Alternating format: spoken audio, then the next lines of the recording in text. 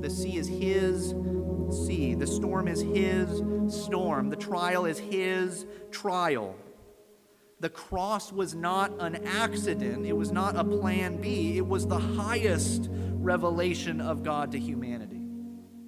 And so too, the trials and suffering that he sends you are in Christ a blessing. Not a blessing pure and simple. I'm not saying that when you face your mortality or the fallenness of this world or the depths of the cruelty of sin or your powerlessness and failure, that all you need to do is put on a happy face and pretend it's not that bad. What I'm saying is that these become to you a blessing through Jesus Christ.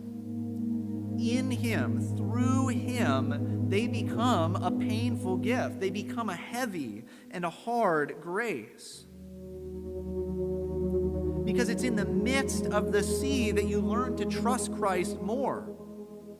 You would not know how trustworthy he is if you had never had to receive him and his words in the midst of genuine suffering. It is in the midst of the sea that the overwhelming power of God is displayed. Even when you're helpless, he is not. Even when you confront forces that you have no control over, he still has complete control over them. He is not impotent. It is in the midst of the sea that Jesus' words become sweeter to the weary soul. As he says, be not afraid. If you had not faced that which is truly terrifying to you, you would not know how truly comforting that word is. It is in the midst of the sea that God sanctifies you from sin, training your hand for war, taking you down the road of Calvary where your flesh might be crucified and you might be crucified to the world and wholly dedicated to him. It's in the midst of the sea that you're humbled and so saved from the danger of the pride of life.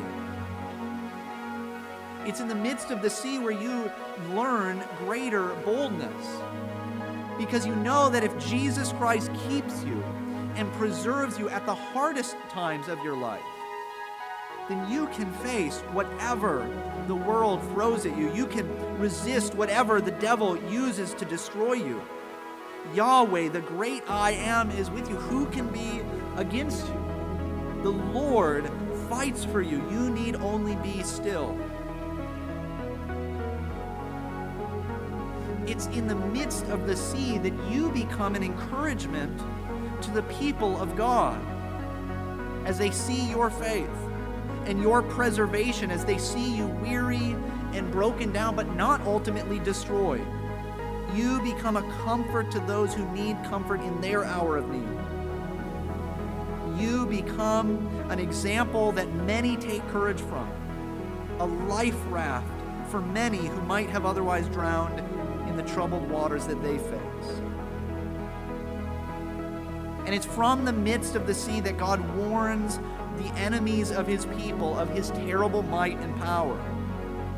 It's how he displays his particular jealousy for those that belong to him. Because the powers that are against the church, they can chase us through the sea, but he will bring the waters down on their heads. They can light us up like torches, but in doing so, they will light such a fire that will never be extinguished. They can join against the Lord and his anointed and his bride in such a way to try to drown us. But it is they that will sink in the lake of fire. We will pass through the waters unharmed. God's power is displayed to the world, not apart from, but in the midst of the sea. So you might be in the midst of the sea, and I guarantee at some point you will be. And as you are, hear the words of Christ. It is I. Do not be afraid.